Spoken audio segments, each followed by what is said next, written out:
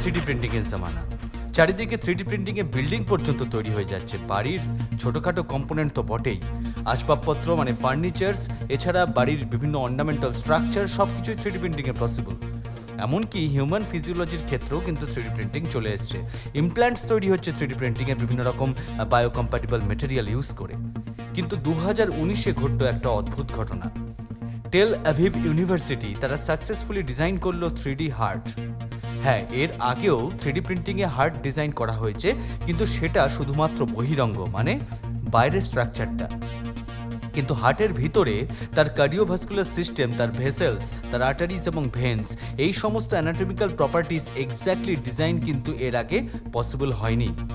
2019-এ টেল অ্যাভিভ ইউনিভার্সিটির রিসার্চাররা যে 3D printing heart তৈরি করলেন, তাতে এই সমস্ত রকম ভেসেলস এবং অ্যানাটমিক্যাল স্ট্রাকচার পুঙ্খানুপুঙ্খভাবে সাজিয়ে তোলা হয়েছে।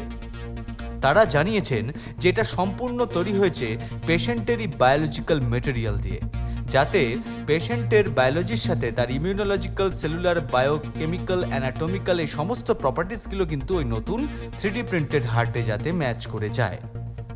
তাহলে আগামী দিনে 3D প্রিন্টেড সমস্ত অর্গান আমরা দেখতে পাবো, এটা সম্পূর্ণভাবে স্বাভাবিক বলেই মনে হচ্ছে। তোমার শেয়ার ও সাবস্ক্রাইব করাটা ভীষণভাবে এক্সপেক্টেড। গুগল পডকাস্টে গিয়ে প্ল্যানেট ডিবি সার্চ করে এক্ষুনি সাবস্ক্রাইব করে নাও ফর আপকামিং এপিসোডস।